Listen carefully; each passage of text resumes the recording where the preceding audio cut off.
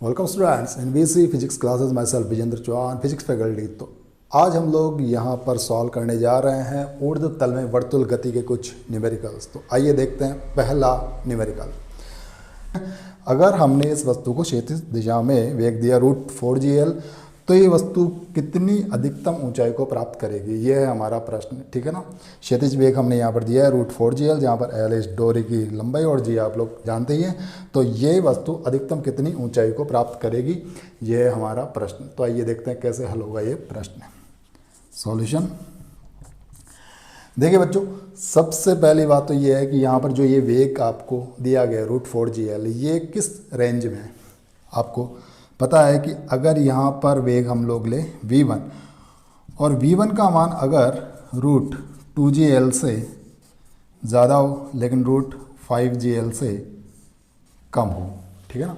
√2gl से अगर ज़्यादा हो, √5gl से कम हो, तो उस स्थिति में आप लोग जानते हैं कि ये वस्तु अपने वृत्तीय पथ को पूरा नहीं कर पाएगी, ठीक है, बल्कि कहीं ना कहीं पर जाकर ये अपने वृत्तीय पथ को छोड़ देगी। ये बातें हम लोग अपनी पिछली क्लासेस के अंदर पढ़ चुके हैं अच्छे से, ठीक है। तो अब देखिए, इस रेंज में जो ये वस्तु है ये जाती है इस बिंदु से और ऊपर, ठीक है ना। ये बात हम लोग जानते हैं कि अगर वेग का रेंज ये हो √2gl से अगर ज़्यादा हो, √5gl से कम हो, तो उस केस के अंदर ये वस्तु अपने इस दूसरे वाले पॉइंट को तो क्रॉस कर जाती है, लेकिन तीसरा वाला जो यहाँ पर पॉइंट है हमारा टॉप मोस्ट पॉइंट, वहाँ तक नहीं पहुँच पाती है, बल्कि बीच में ही किसी न किसी बिंदु पर इस डोरी का तनाव शून्य हो जाता है। तो वहाँ तक तो ये अपने वृत्तीय पथ में जाती है, उसके बाद ये परवलयिक गति करना स्टार्ट कर देती है, ठीक है ना। ये सब बातें हम लोग जानते हैं। तो इसका अर्थ है कि अब हमें यहाँ पर इस वस्तु द्वारा प्राप्त अधिकतम ऊंचाई ज्ञात करनी है। तो हमें परवलयिक पथ की अधिकतम ऊंचाई और ये वाली ऊंचाई तथा यहाँ से लेकर यहाँ तक ये वाली ऊंचाई, इन तीनों का योग करना पड़ेगा। यहाँ से लेकर यहाँ तक की लेंथ कितनी है बच्चों, l, ये तो है हमारे पास। अब देखिए, मान लीजिए कि ऊर्ध्व के साथ ये कोण है थीटा। इस कोण पर इस डोरी में तनाव का मान 0 हो जाएगा, ऐसा हम लोग मान के चल रहे हैं, तभी जाके ये वस्तु यहाँ से परवलयिक गति करना प्रारंभ करेगी, ठीक बात है। तो यहाँ पर अगर ये कोण है थीटा, तो निश्चित रूप से ये कोण भी क्या होगा बच्चों, थीटा।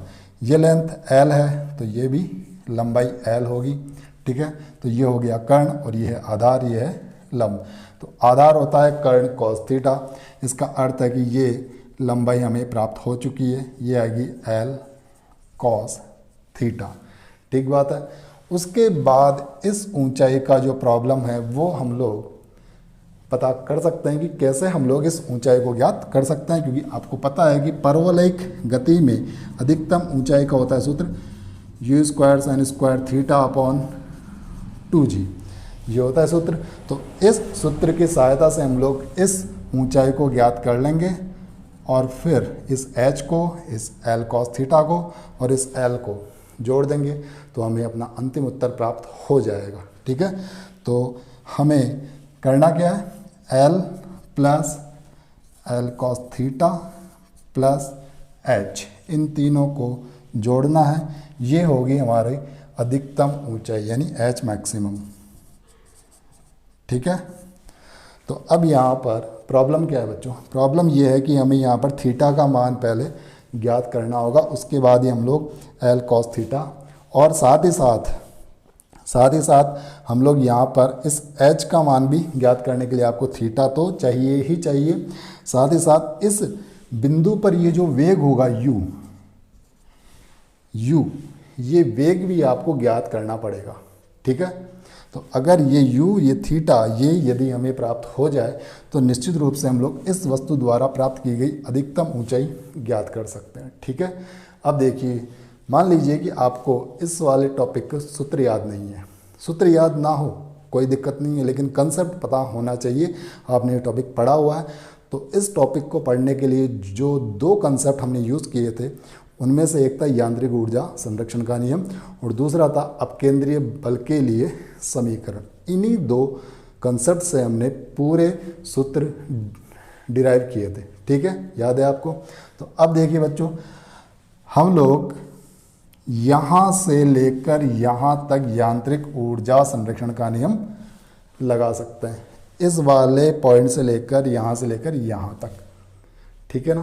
तो अब देखिए, अगर इस बिंदु पर वेग है v1 तो इस बिंदु पर गतिज ऊर्जा का मान होगा ½ m v1 स्क्वायर, जहाँ पर m हम लोग मान रहे हैं कि इस वस्तु का द्रव्यमान है, ठीक है ना। तो ½ m v1 स्क्वायर, और यहाँ से इस रेफरेंस प्लेन से यानी इस निर्देश तल से इस वाले पॉइंट की हाइट कितनी है बच्चों? 0।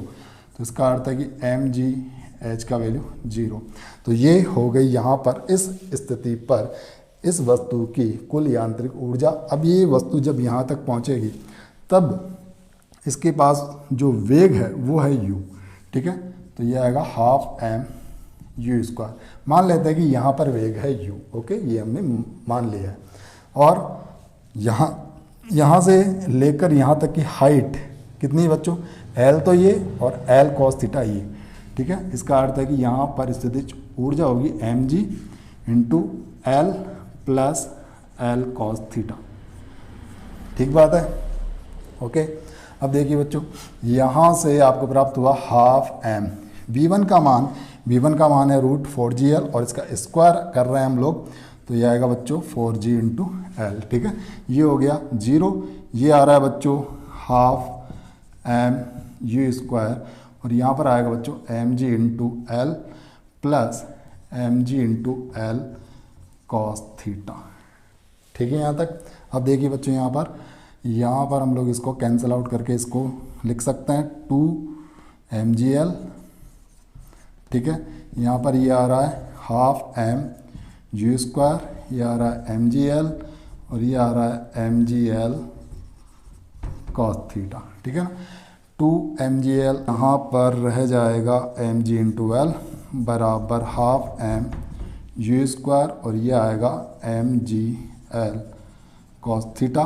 साथ ही साथ हम लोग यहाँ पर कैंसिल आउट कर सकते हैं इस m को, तो ये आ गया बच्चों gl बराबर ½ और ये आएगा u square plus gl into cos theta. इसको हमने दे दिया समीकरण नंबर 1, ठीक है। यहाँ तक हम लोग पहुँच चुके हैं। यहाँ पर हमें अभी भी प्रॉब्लम है u का और थीटा का, ठीक है ना। तो एक कंसेप्ट का हमने यहाँ पर इस्तेमाल किया है, जहाँ पर हम लोग एक समीकरण प्राप्त कर चुके हैं। अब हम लोग इस्तेमाल कर रहे हैं हमारे दूसरे वाले कंसेप्ट का, यानी अब हम लोग यहाँ पर अपकेंद्रीय बल इस बिंदु पर होगा बाहर की ओर, कितना होगा बच्चों? m u square upon l होगा, ठीक बात है। और आपको पता है कि ऊर्ध्वाधर नीचे की ओर जो बल आएगा वो होगा mg, तो इस mg का घटक इस साइड में यहाँ पर ये जो बल है ये आएगा बच्चों mg cos थीटा, ठीक है ना। यहाँ पर ये बल आपको प्राप्त होगा mg cos थीटा। अब क्योंकि आपको पता है कि अगर इस वस्तु के लिए आपको समीकरण लिखना है तो अंदर की ओर बल t plus mg cos theta और बाहर की ओर बल mu स्क्वायर अपॉन l। लेकिन आपको पता है कि इस पॉइंट के लिए हमने यहाँ पर टेंशन को 0 कर दिया है, तभी जाके ये वस्तु परवलयिक गति कर पाएगी, ठीक बात है। तो अब हम लोग यहाँ पर टेंशन को अगर 0 कर दें तो यहाँ से आपको प्राप्त होगा mg cos थीटा बराबर mv स्क्वायर अपॉन l, ठीक है ना, sorry mu square upon l, क्योंकि हमने जो यहाँ पर वेग लिया है वो है u, ठीक है। तो ये आएगा बच्चों mu square upon l, m से m यहाँ पर कैंसिल हो जाएगा, तो ये आ रहा है बच्चों gl cos थीटा बराबर u स्क्वायर, ठीक है। इसको हमने कहा समीकरण नंबर 2। अब देखिए बच्चों, यहाँ पर u थीटा और यहाँ पर भी u और थीटा वेरिएबल भी दो हैं, मतलब जो हमें ज्ञात करने हैं, और साथ ही साथ समीकरण भी यहाँ पर हमको 2 प्राप्त हो चुके हैं। इन दोनों को हल करके हम लोग यहाँ पर थीटा का मान भी ज्ञात कर लेंगे और यू का मान भी ज्ञात कर लेंगे और फिर इसकी सहायता से हम लोग यहाँ पर इस एच का मान ज्ञात कर लेंगे, ठीक है ना। तो हमारा काम कंप्लीट हो जाएगा, ठीक है। तो पहले आप लोग इसको लिख लीजिए, अगर इसमें कहीं कोई डाउट हो तो आप लोग कमेंट बॉक्स में जाकर पूछ सकते हैं। राइट डाउन इट, ठीक है बच्चों यहाँ तक। अब देखिए बच्चों, यदि हम लोग यहाँ से यू स्क्वायर का मान, यदि हम लोग यहाँ से यू स्क्वायर का मान समीकरण 1 में रख दें तो आपको यहाँ पर थीटा का मान ज्ञात हो सकता है। कैसे होगा आइए देखते हैं। यदि हम लोग यू स्क्वायर का मान रख दें तो आपको थीटा का मान ज्ञात हो जाएगा और थीटा ज्ञात करने के बाद हम लोग यहाँ पर यू का मान भी ज्ञात कर सकते हैं, ठीक है। आइए देखते हैं कैसे प्राप्त होगा। देखिए यू स्क्वायर का मान है जी एल कॉस थीटा और यहाँ पर आपको प्राप्त हुआ था जी एल और ये आ रहा है हाफ यू स्क्वायर का मान यहाँ पर जी एल कॉस थीटा, ठीक है, और ये है जी एल कॉस थीटा। तो यहाँ पर आपका G L through out cancel हो चुका है। यहाँ पर आएगा 1, यहाँ पर आएगा 1/2 कॉस थीटा और यहाँ पर आएगा कॉस थीटा, मतलब ये आ गया 3/2 कॉस थीटा। तो यहाँ से आपको कॉस थीटा का मान प्राप्त हुआ बच्चों 2/3, ठीक है। तो यहाँ से आपको कॉस थीटा का मान प्राप्त हो चुका है। कॉस थीटा की सहायता से आप लोग यहाँ पर साइन थीटा का मान भी ज्ञात कर लेंगे, लेकिन पहले अगर हम लोग यहाँ से कॉस थीटा का मान यहाँ पे रख दे तो आपको यहाँ से यू स्क्वायर का मान प्राप्त हो जाएगा। तो कॉस थीटा का मान यहाँ पर रखने पर देखिए क्या प्राप्त होगा, ये आएगा जी एल और कॉस थीटा का मान कितना 2/3 और ये आ रहा है यू स्क्वायर। तो यू स्क्वायर का मान भी आपको प्राप्त हो चुका है और कॉस थीटा का मान भी आपको प्राप्त हो चुका है। अब देखिएगा ये है हाइट मैक्स, ये जो हाइट है इसके लिए आपको चाहिए you square sine square theta upon 2g। You square का मान है हमारे पास, साइन स्क्वायर थीटा की बात हम लोग यहाँ पर कर रहे हैं। अब देखिए बच्चों यहाँ पर थीटा है प्रक्षेपण कोण, ठीक है, थीटा है यहाँ पर प्रक्षेपण कोण। जाहिर सी बात है कि ये कोण अगर थीटा है तो ये होगा 90 माइनस थीटा। तो आपको पता है कि स्पर्श रेखा और त्रिज्या के मध्य का कोण होता है 90 डिग्री। तो ये कोण अगर 90 माइनस थीटा है तो निश्चित रूप से ये कोण कितना होगा थीटा। इसका अर्थ है कि ये थीटा और ये वाला कोण दोनों बराबर है, ठीक है। तो यहाँ से हम लोग साइन थीटा का मान ज्ञात कर लेंगे और फिर यहाँ पर हम लोग साइन स्क्वायर थीटा रख देंगे, ठीक है। तो अब देखिए यहाँ पर आपको प्राप्त होता है साइन स्क्वायर थीटा, ये होता है बच्चों 1 माइनस कॉस स्क्वायर थीटा। तो ये आएगा 1 माइनस कॉस स्क्वायर यानी 4/9, मतलब ये आ गया 5/9। इसको सॉल्व कर लेंगे, 9 में से 4 गया 5/9। तो साइन स्क्वायर थीटा आपको प्राप्त हुआ 5/9, ठीक है। तो अब यू स्क्वायर का मान भी है आपके पास और साइन स्क्वायर थीटा का मान भी है आपके पास 5/9। इनके मान हम लोग यहाँ पर रख लेंगे। कॉस थीटा का मान आपके पास ऑलरेडी प्राप्त हो चुका है 2/3। ये सब मान हम लोग यहाँ पर रख देंगे और जिससे हमको अधिकतम ऊंचाई का मान प्राप्त हो जाएगा, ठीक है। लिख लीजिए इसको और अगर कहीं कोई डाउट हो तो कमेंट बॉक्स में जाकर आप लोग पूछ सकते हो, ओके। मैक्स एच मैक्स, इसके लिए आपको पहले एच का वैल्यू फाइंड आउट करना पड़ेगा, ठीक है। तो एच मैक्स आ रहा है L plus L cos theta का मान कितना है बच्चों 2/3, ठीक है। और एच का मान you square sine square theta upon 2g, ठीक है, you square sine square theta upon 2g। तो यहाँ से आपको एच मैक्स ये प्राप्त होगा एल प्लस, इसको अगर हम लोग ऐड कर दें यहाँ पे तो ये आएगा देना होता है 5l/3 और यू स्क्वायर का मान यहाँ से देखिए ये आ रहा है 2/3 GL। तो ये आएगा 2/3 GL और साइन स्क्वायर थीटा का मान यहाँ से 5/9 आ रहा है। तो 5/9, ठीक है, ये 5/9 है, सॉरी 5/9 और यहाँ पर ये आ रहा है 2g, ठीक है। तो g से g यहाँ पर कैंसिल आउट हो चुका है, ठीक है। तो यहाँ पर आ रहा बच्चों 5l/3 प्लस यहाँ से 2 से 2 कैंसिल हो चुका है और ये आएगा 5×9=27 और ये l, ठीक है। तो अगर हम लोग इसको 9 से कर दे ऊपर नीचे गुणा, ठीक है, तो ये बन जाएगा बच्चों 45l/27 और ये आएगा 5L/27, ठीक है ना। तो 45 + 5 का वैल्यू 50 हो गया, तो 50L/27, ये आएगा इसका उत्तर 50L/27। ये आपको यहाँ पर उस वस्तु द्वारा प्राप्त अधिकतम ऊंचाई ज्ञात हो चुकी है। ठीक है बच्चों, लिख लीजिए इसको, और अगर कहीं कोई डाउट हो तो आप लोग कमेंट बॉक्स में जाकर पूछ सकते हैं। ठीक है, 50L/27। तो 50L/27 इसका मान लगभग आता है 1.85 के आसपास। ठीक है, ओके, राइट डाउन इट। तो ये हमारा आंसर आ चुका है, और साथ ही साथ इस आंसर से जो बात हमारे सामने आ रही है कि ये एग्जैक्टली 12 नहीं आ रहा। इसका अर्थ है कि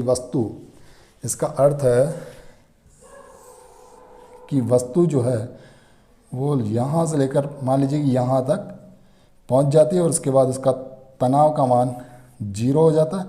फिर ये वस्तु परवलयिक गति करती हुई आती है, लाइक दिस। ठीक है ना, ये अपने हाईएस्ट पॉइंट तक इस केस में नहीं पहुँच पाएगी, याद रखिएगा इसको। ठीक है ना, तो यहाँ से ये बात क्लियर कट हो चुकी है। ओके, तो ये आंसर आ रहा है बच्चों 50L/27। That will be the answer of this question. Right down it, and if you have any doubt then ask in comment box. मान लीजिए कि ये एक डोरी, और इस डोरी की लंबाई है L, और इस डोरी के इस वाले एंड को हमने यहाँ पर फिक्स कर दिया है, और यहाँ पर एक वस्तु को हमने बांध दिया है। ठीक है, यहाँ पर एक वस्तु को हमने बांध दिया है। तो अब प्रश्न ये है कि हम लोग इस वस्तु को कितना वेग दें। मान लीजिए कि यहाँ पर हमने वेग दिया v1। इस v1 का मान आपको ज्ञात करना है।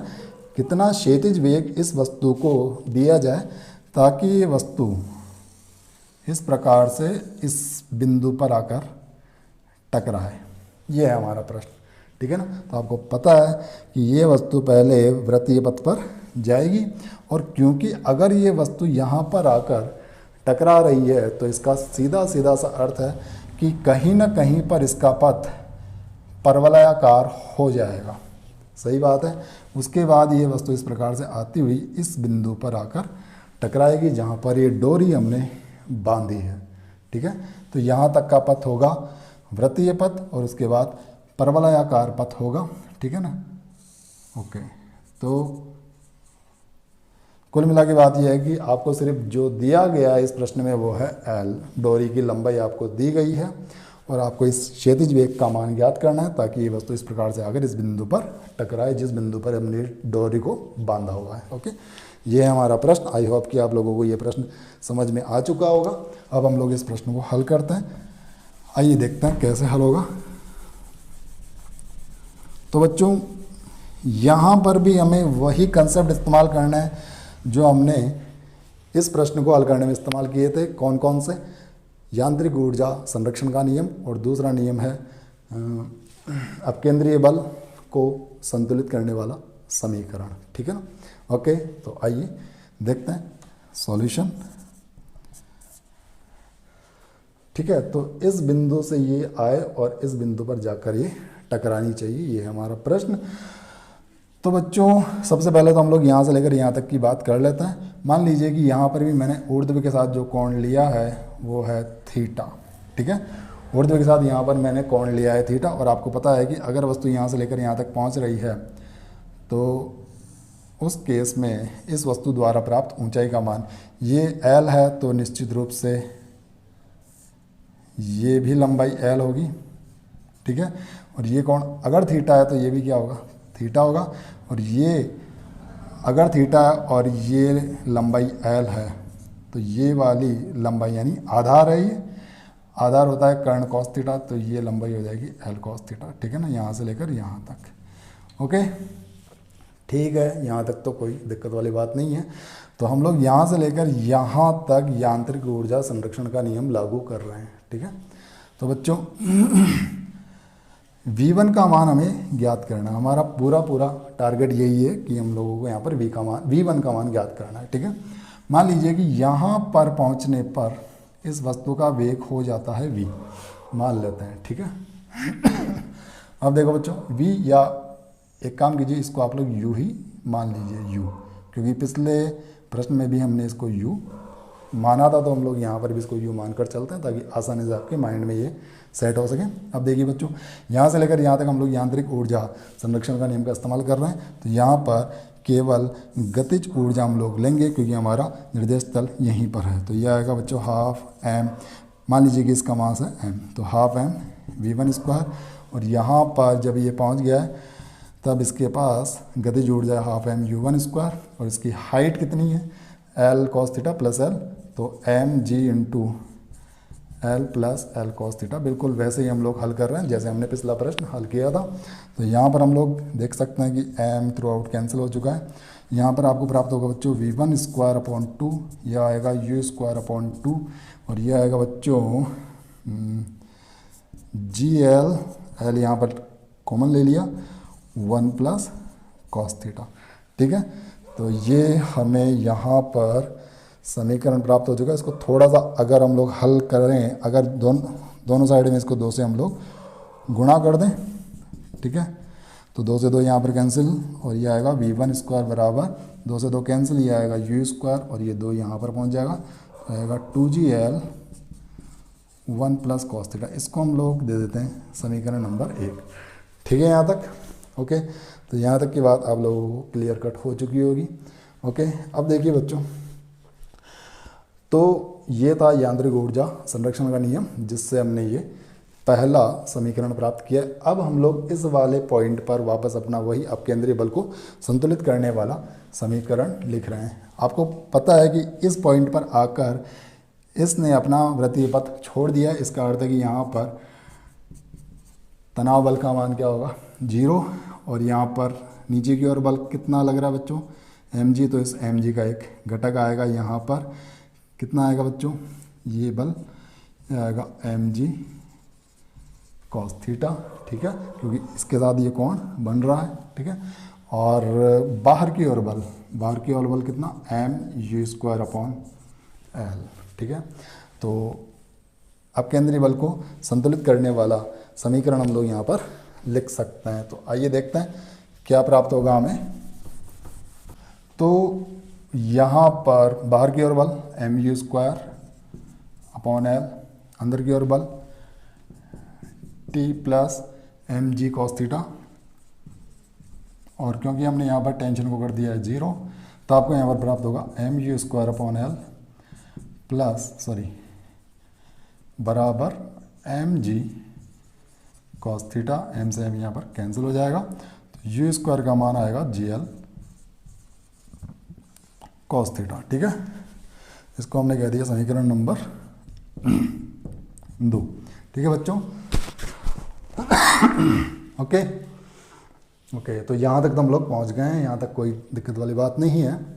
अब देखिए इसके बाद इसका जो पथ होगा वो होगा परवलयाकार पथ, और इस परवलयाकार पथ पर होते हुए ये वस्तु इस बिंदु से टकरानी चाहिए। सही बात है। इसका अर्थ है कि इस परवलयाकार पथ में ही ये बिंदु होना चाहिए। ठीक है, तो आपको पता है कि परवलयाकार पथ का समीकरण या प्रक्षेप्य गति का समीकरण क्या होता था, ये आपको याद होना चाहिए बच्चों। y बराबर x tan theta minus half g x square upon u square cos square theta.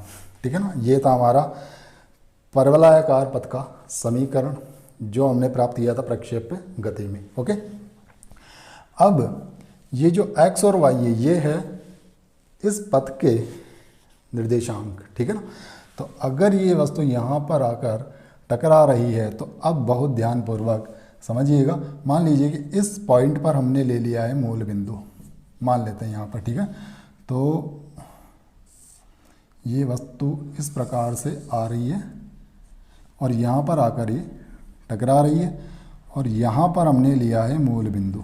ठीक है, और आपको पता है कि ये लंबाई का मान कितना है, ये है डोरी की लंबाई L। ठीक है, और ये कोण अगर थीटा है तो ये कोण होगा 90 माइनस थीटा, तो ये कोण होगा थीटा, बिल्कुल वैसे ही जैसे हमने पिछले वाले प्रश्न में बात की थी। तो निश्चित रूप से यहाँ पर हम लोग कह सकते हैं कि, अब देखिएगा बहुत ध्यानपूर्वक भाई, अगर हम लोग इस लंबाई को यहाँ तक ले आए, ठीक है, तो अब देखिए ये कोण है थीटा, तो ये कोण भी क्या होगा थीटा, ठीक है। तो ये गहराई ये एल है, तो ये हो गया आधार, तो ये हो गया एल कॉस थीटा, ठीक है। और ये है लंब, तो ये हो गया एल साइन थीटा। तो अगर हम लोग इस दिशा को धनात्मक लें तो हम कह सकते हैं कि इस मूल बिंदु के सापेक्ष इस वाले बिंदु का x निर्देशांक का मान क्या होगा बच्चों, यहाँ से लेकर यहाँ तक कितनी है एल साइन थीटा, मतलब इसका x का मान होगा एल साइन थीटा। और क्योंकि हमने मूल बिंदु से नीचे ऋणात्मक y दिशा होती है, तो इसका अर्थ है कि इस बिंदु के लिए y निर्देशांक का मान क्या होगा minus L cos theta, sorry minus L cos theta, ठीक है। तो x का मान एल साइन थीटा और y का मान माइनस एल कॉस थीटा, ये होंगे हमारे इस वाले बिंदु के निर्देशांक। और क्योंकि ये बिंदु इसी पथ पर उपस्थित है, तो इस बिंदु के निर्देशांक इस वाले समीकरण को संतुष्ट करेंगे, सही बात है। तो यहाँ पर हम लोग y का मान रख सकते हैं माइनस एल कॉस थीटा, ठीक है, और x का मान यहाँ से रख सकते हैं एल साइन थीटा, यह आएगा एल साइन थीटा, और टेन थीटा होता है बच्चों sine theta upon cos theta minus 1/2 जी ऐसा कैसा, x का मान था एल साइन थीटा, तो यह आएगा L square sine square theta बटा यहाँ पर ये आ रहा है यू स्क्वायर और कॉस स्क्वायर थीटा, ठीक है। अब इसको हम लोग हल करके आसानी से अपना आंसर तक पहुंच सकते हैं। कैसे, यहाँ से हम लोग हल करेंगे तो हमें थीटा का मान प्राप्त होगा, थीटा का मान हम लोग अगर यहाँ पे रख देंगे तो हमें यू का मान प्राप्त होगा, और यू का मान हम लोग यहाँ रख देंगे और थीटा का मान भी यहाँ पर रख देंगे, तो यहाँ से हमें v1 का मान प्राप्त हो जाएगा। ये है हमारी पूरी अप्रोच, ठीक है बच्चों। तो यहाँ पर एल से एल कैंसिल आउट हो रहा है, ओके। यू स्क्वायर का मान है G L cos theta, okay. यहाँ पर एक एल तो कैंसिल हो चुका, तो यहाँ पर आ रहा है बच्चों माइनस कॉस थीटा, और यहाँ पर आ रहा है sine square theta upon cos theta आ रहा है, और ये आ रहा है बच्चों माइनस हाफ जी, और ये आ रहा है L sine square theta, you square का मान है जी एल कॉस थीटा, और ये आ रहा है कॉस स्क्वायर थीटा, ठीक है। अब देखो बच्चों जी एल से जी एल यहाँ पर कैंसिल हो चुका है, तो अब यहाँ पर हमें प्राप्त हो रहा है माइनस कॉस थीटा बराबर sign square theta upon cos theta, ठीक है यहाँ तक।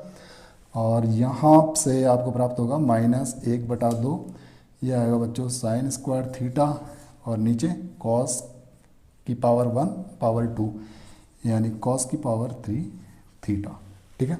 अब इसको हल करके हम लोग यहाँ से थीटा का मान प्राप्त कर लेंगे, ओके।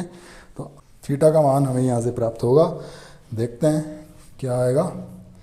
अगर हम लोग इस कॉस थीटा को यहाँ पे ले जाएं तो उससे फ़ायदा ये होगा कि कॉस स्क्वायर और sine square plus cos square होता है 1, और अगर इस पार्ट को यहाँ ले आए तो ये आएगा बच्चों 1/2, आएगा साइन स्क्वायर थीटा,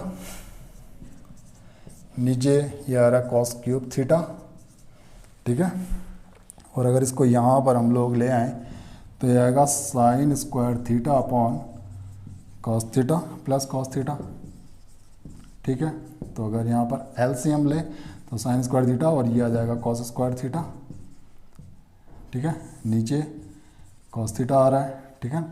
तो ये आ रहा है 1/2, और अगर हम लोग इसको टेन की फॉर्म में चेंज करना चाहें तो ये आएगा sine square upon cos square, मतलब ये बन जाएगा टेन स्क्वायर थीटा, और नीचे एक कॉस की पावर 1 रह जाएगी, तो इसको कॉस थीटा हम लोग लिख देते हैं। अब देखिए यहाँ पर कॉस थीटा से कॉस थीटा कैंसिल हो चुका है, sine square plus cos square 1 होता है, तो यहाँ पर टेन स्क्वायर थीटा का मान आपको प्राप्त हो रहा है। ये 2 को हम लोग यहाँ पर ले आते हैं, तो यहाँ पर आपको टेन थीटा प्राप्त हो रहा है √2, ठीक है। तो यहाँ तक हम लोग पहुँच चुके हैं। अब देखिए बच्चों, थीटा का मान हम लोग यहाँ पर रख दें तो यहाँ से हमें यू स्क्वायर का मान प्राप्त हो जाएगा। यू स्क्वायर का मान हम लोग यहाँ पे रख देंगे और कॉस थीटा का मान हम लोग यहाँ पर रख देंगे, जिससे हमें इस V1 का मान प्राप्त हो जाएगा। आइए देखते हैं यहाँ से अगर हम लोग tan थीटा बराबर √2, क्या मैं इसको लिख सकता हूँ √2/1। तो tan थीटा होता है लंब बटे आधार, तो ये कोण अगर थीटा है, ठीक है, तो लंब कितना √2, आधार कितना 1, तो ये कर्ण इसका स्क्वायर करें तो 2 + 1 का रूट यानी √3 आएगा ये। तो कर्ण का मान हमें यहाँ पर प्राप्त हो चुका है। तो यहाँ से आपको कॉस थीटा का मान प्राप्त हो रहा है। कॉस थीटा होता है आधार बटे कर्ण, आधार का मान 1, कर्ण का मान √3, तो 1/√3। तो यहाँ से आपको यू स्क्वायर का मान प्राप्त हो रहा है GL और कॉस थीटा 1/√3, ठीक है। तो आपको यहाँ पर यू स्क्वायर का मान प्राप्त हो चुका है और कॉस थीटा का मान भी आपको यहाँ पर प्राप्त हो चुका है। इनके मान अगर हम लोग यहाँ पर रख दें तो यहाँ पर हमें V1 का मान प्राप्त हो जाएगा और वो ही होगा हमारा उत्तर, ठीक है। तो यहाँ पर आपको प्राप्त होगा V1 स्क्वायर बराबर यू स्क्वायर। यू स्क्वायर का मान कितना GL/√3 और ये आ रहा है 2GL और ये आ रहा है 1 + कॉस थीटा का मान कितना आया था बच्चों? कॉस थीटा का मान आया था हमारा 1/√3, ठीक है। तो ये आ रहा है 1/√3, ठीक है। इसको हल करने पर हमको यहाँ पर V1 का मान प्राप्त हो जाएगा, ठीक है बच्चों। तो यहाँ तक आप लोग लिख लीजिए और अगर कहीं कोई डाउट हो तो आप लोग कमेंट बॉक्स में जाकर पूछ सकते हैं, ठीक है। चलिए इस क्वेश्चन, ये आ रहा है V1 स्क्वायर, ये आ रहा है GL/√3। इसको हम लोग लिख सकते हैं +2GL, इसको लिख सकते हैं √3 + 1/√3, ठीक है। और अगर यदि हम लोग यहाँ से LCM ले लें √3, तो ये आपको V1 स्क्वायर का मान प्राप्त होगा GL 2GL√3, ठीक है, और यहाँ पर आएगा +2GL, ठीक है। तो ये आ रहा है GL + 2√3GL + 2GL और नीचे कितना आ रहा है बच्चों? √3, ठीक है। 2GL + GL, तो यहाँ पर ये आ रहा है 3GL और ये आ रहा है 2√3GL। अगर मैं √3 को दोनों साइड अलग अलग लिख दूँ तो उससे क्या होगा कि √3 से ये √3 कैंसिल हो जाएगा और इससे ये कैंसिल होकर यहाँ रह जाएगा √3। तो यहाँ से V1 स्क्वायर का मान अगर मैं GL को ले लूँ कॉमन, तो ये आ रहा है बच्चों √3 और प्लस का यहाँ रह गया 2, ठीक है। तो अंततः मुझे यहाँ पर V1 का मान प्राप्त हो चुका है, जो आएगा √GL √3 + 2, ये होगा हमारा उत्तर। यानी ये वेग अगर हम लोग इस वस्तु को क्षैतिज दिशा में दे तो ये वस्तु इस प्रकार से गति करती हुई इस बिंदु से टकराएगी, ठीक है बच्चों। लिख लीजिए इसको और अगर कहीं कोई डाउट हो तो आप लोग कमेंट बॉक्स में जाकर पूछ सकते हैं। ओके, तो ठीक है, आज की इस क्लास के लिए इतना ही। सो टिल देन अपना ध्यान रखिए, टेक केयर और खूब प्रैक्टिस कीजिए, खूब मेहनत कीजिए। Bye bye.